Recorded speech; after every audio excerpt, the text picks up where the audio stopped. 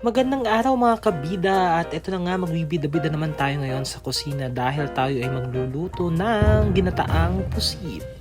So yun na nga, bumili ako ng 1 kilong pusit. Ayan, kita nyo naman, 290 lang ang kilo. Siyempre, ang kumpleto ang sangre ng kusina. Nandiyan ang sibuyas, kamatis, luya, bawang at ang paberdeng sibuyas. Siyempre, di mawawala ang long talong. And of course, ang ating mantika, patis, at ang oyster sauce.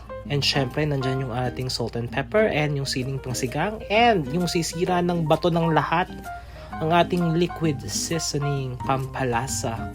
Syempre, di ba? Hindi mawawala yan.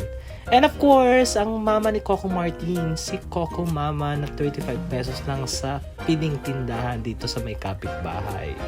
So, ayan na, kompleto ng sangkap natin. So, isalang na natin ang ating kawa. Ibuhos ang mantika, pakuluin. Maghintay ng ilang sandali, maya-maya pa ay iinit na ang ating kawali. At kapag nga mainit na ang ating mantika, ay ibuhos na natin ang unang sangre, si sangre luya. Ayan, halu-haluin lang natin ng mainam. Ayan. Pagkatapos, ay ilalagay na natin si sangre bawang. Ayan, mabango yan.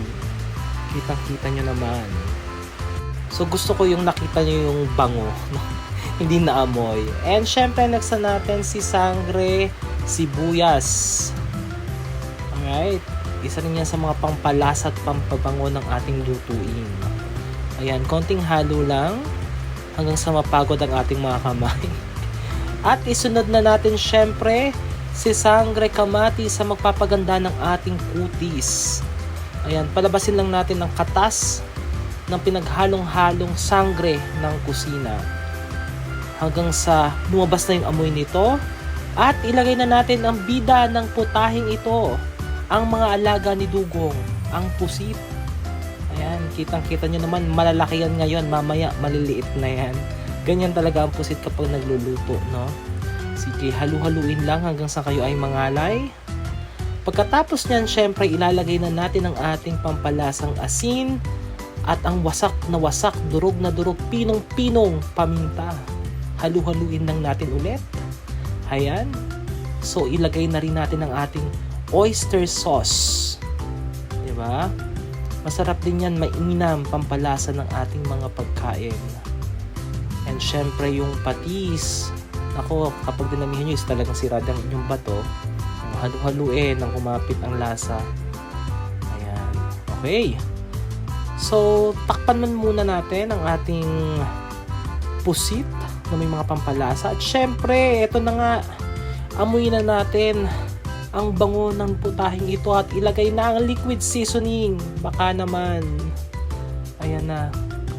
Siyempre, isunod na natin ang talong na napakasarap din naman talaga pampagana. Halu-haluin lang yan. Okay. Takpan hanggang sa maluto.